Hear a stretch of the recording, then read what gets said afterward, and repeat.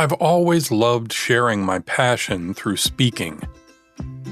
On this podcast, of course, but also in person, and especially to a crowd.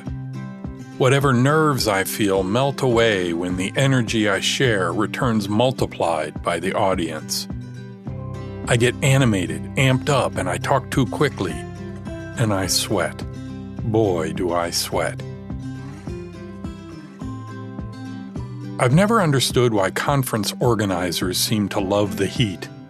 Comdex, the massive gathering of the entire tech world, was held in Las Vegas. Mercifully, it was in the fall, so the heat was down out of the triple digits. Still, hundreds of thousands packed into the desert was never cool. I sweated my way through a Microsoft Worldwide Sales Conference in New Orleans in July. The air outside was heavy and thick. The convention center's floor-to-ceiling glass windows dripping with condensation. The 2 short blocks from the hotel rendering my clothes nearly as wet. My navy blazer both blessing and curse, hiding my drenched shirt and yet smothering me even further. And then there was Microsoft's European Developers Conference I helped keynote one year. It was in Nice, France. Don't get me wrong, Nice is amazing. The architecture, the food, the pebbled beaches. But whether on the French coast or in the French Quarter, July is hot and sticky. Nonetheless, I was excited because regardless of language barriers, these were my people. 5,000 software developers, and they loved our newest product, Microsoft Visual Studio. I followed Brad Silverberg, who I interviewed here recently, as he kicked off the event. As the father of Windows 95, he was a rock star, and they showered him with love. Brad reveled in it, and ran over, way over. Standing in the wings awaiting my turn, I watched the event manager's sweat turn to panic as the clock ticked. His intricately packed day of events was slipping through his fingers. He turned to me with a look that begged for my help. I did my part. My talk was a blast. My jokes landed even to a very multilingual crowd, and they loved the product. The applause was frequent and genuine. Yet no praise was as great as what I got from the stage manager. I had trimmed almost 20 minutes and had the day back on track. We both wiped our brows and shared a smile. No acclamation, however, matched that which I received for one seemingly small act as VP of HR. It reinforced that sweating the details matters.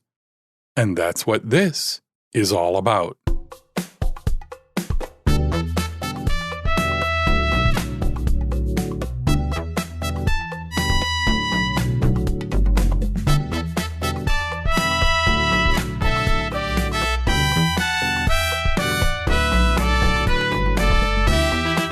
This is Leading Smart, the show about managing in the brainpower age. It's a field guide to the joys and challenges of leading and working in the modern workplace. I'm Chris Williams, your guide to the stories and ideas that I hope will inspire you to be a better leader in the world of knowledge work. In this episode, we'll explore why sweating the small stuff is worth the effort. This is episode 212. Every little thing.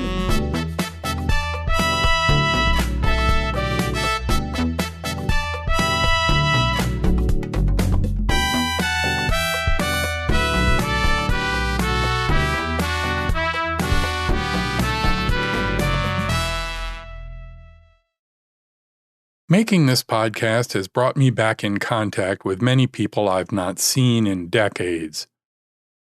I always begin with, "Do you remember me?" And I'm pleasantly surprised with, "Absolutely," or "Of course." One recent such response from an especially remarkable leader caught me off guard. She reminded me of a tiny decision of mine that had cemented my legacy in the most unlikely of ways.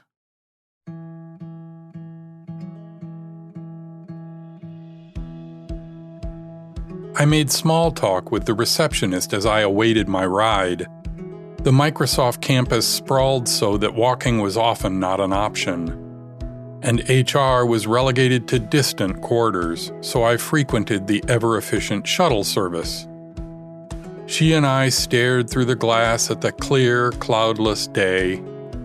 The bluest skies, we agreed, really are in Seattle. How lucky we are to live in this amazing place. A woman approached the desk, visibly nervous and uncomfortable. She leaned over and whispered to ask if the receptionist had a dime. I watched as she opened her top desk drawer to a puddle of dimes, with a whole wrapped roll of dimes atop it. The woman gratefully accepted one and hurried off. My ride arrived shortly and I headed off to my meeting, but this encounter had me puzzled. What was the dime all about? I made a mental note to ask Jill about it later. Jill Hoover was my executive assistant for years, both at Microsoft and after. She was a remarkable woman with an infectious smile, a sharp wit, and the artful skill to make chaos into order with ease. I'll never forgive breast cancer for stealing her from us, and especially her young son and daughter, while only in her 30s.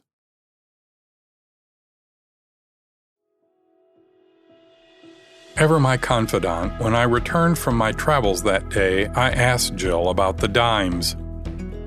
She smiled a smile that seemed to say, "Oh, you silly man." She explained to me that the tampon machines in the restrooms only took dimes, that a woman could always turn to the receptionist in their building for an emergency dime, just for the asking. I pushed back. Really? Every receptionist? She assured me it was true. Been that way for years. How, I wondered? How did this get organized? How does this get funded? How did I not know about this? I also began to think about things that I, as a man, had never considered. How it must feel to be caught off guard by something so personal, so natural, so potentially embarrassing.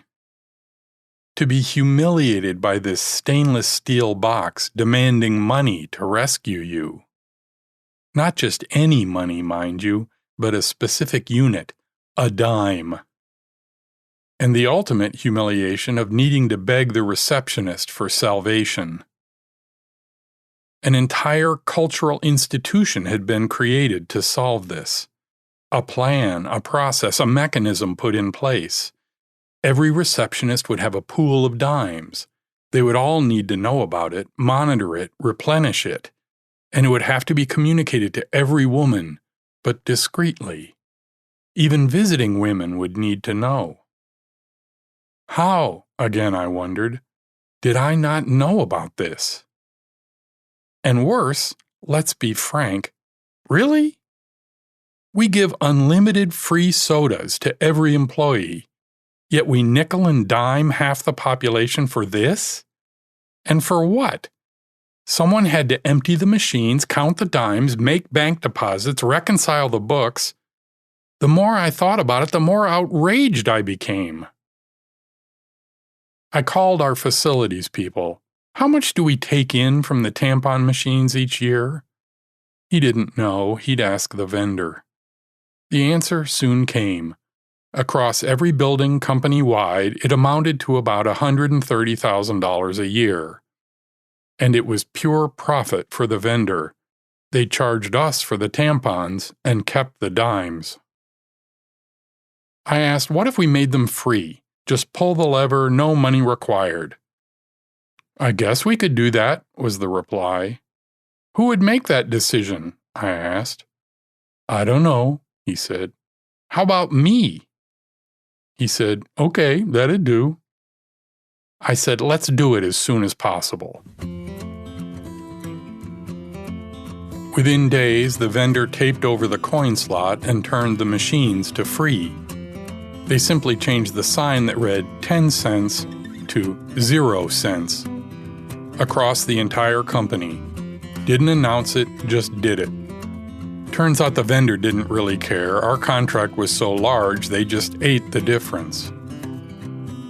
Word eventually got out that it was me, probably through the same underground network that funded the receptionists in the first place. And of course, I got email. Much of it delighted, but a few from enraged, self-entitled, concerned shareholders, mostly women, oddly, concerned about the cost, that people would just steal them. I reminded them that people stole sodas, too, and that they were the cheapest tampons money could buy. Months later, I gathered the entire HR team together to announce my retirement and introduce my replacement. I told them how proud I was of all that we had accomplished. We had just completed Comp 2000 that had changed the salary, stock options, and pay grade of the entire company. Over 30,000 employees around the world. And we had done it without a hitch. I was so amazed at how well we had all worked to pull that miracle off. I joked that I got more negative email about the tampon machines. To my astonishment, the mere mention of tampons brought the crowd to their feet. Every single woman and many men rose to applaud. For a good minute, they reveled in the joy of what should have been an obvious decision. I had simply recognized the humanity of half of our population. Of all the things to be remembered for, I remain uniquely proud of that one, to this day.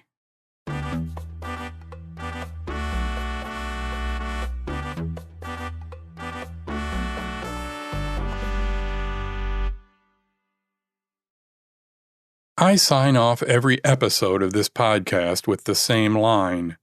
Each of the several dozen decisions you make today are part of Leading Smart. It doesn't mean that every decision changes the world, just that every leader makes a lot of choices every day, and that even the small ones matter. It's up to you to make sure they count. We talked last time about how small change in the use of your time can have an impact. When you control the tempo of a meeting, it may barely get noticed, but it can make the difference between a marginalized person feeling safe or not. And in turn, that can help them build confidence that will unleash them later. When you, as a leader, intervene in the microaggressions you see every day, you're having an impact. Telling someone to back off, to slow down, or to listen more carefully creates a culture that is more open to ideas. Saying, "Hey, that's not helpful," and nothing more, sets an example. It lets the aggressor know what's expected and gives license to others to call it out as well. In fact, the smallest things, in large numbers, can have great impact. Each time you, as a leader, can fix a tiny annoyance, remove a little hurdle, make things just a little easier, it has a ripple effect. Your team moves just a little bit easier. That one tiny nit that drives everyone silently nuts is, poof, just gone. Maybe it's so small they don't even notice it's gone. It certainly won't change their life. But that little nit, that snide comment, that tiny dig, those micro annoyances add up, and you can fix them.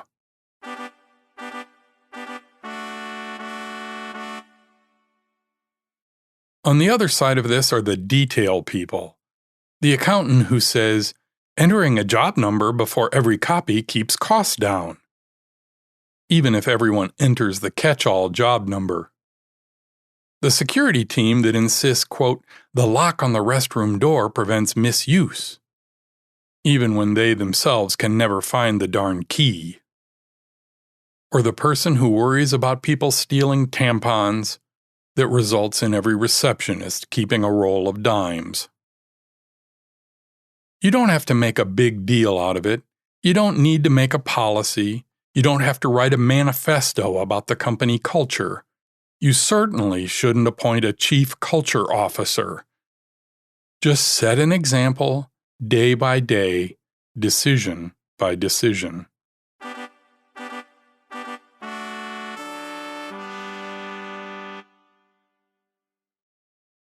When I changed the tampon machines, I did it because it just seemed like the right thing to do.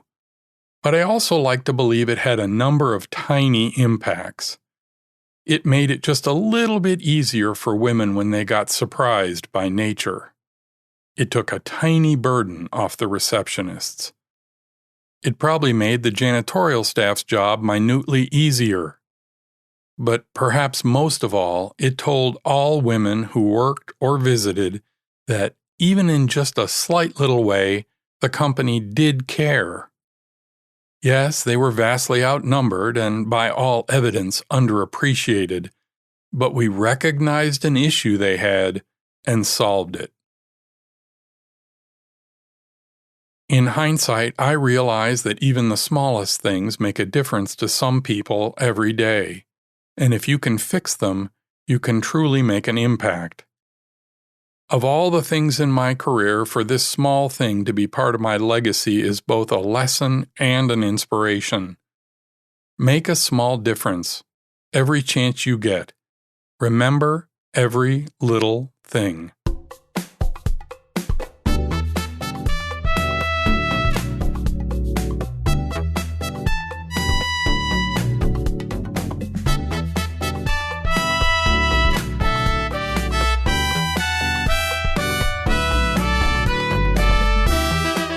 Leading Smart is from me, Chris Williams. You can find out more about the show and discover other resources for leaders at my website, clwill.com. If you like the show, please share it with your friends, especially on social media. Referrals are the greatest source of new listeners. I'd also love your feedback. I'm the CL Will on Twitter, LinkedIn, and Facebook. Or send an email to pod@clwill.com. That's it for this episode. The next episode is another of my conversations with leaders. I hope you'll listen. Until then, please remember that each of the several dozen decisions you make today are part of Leading Smart.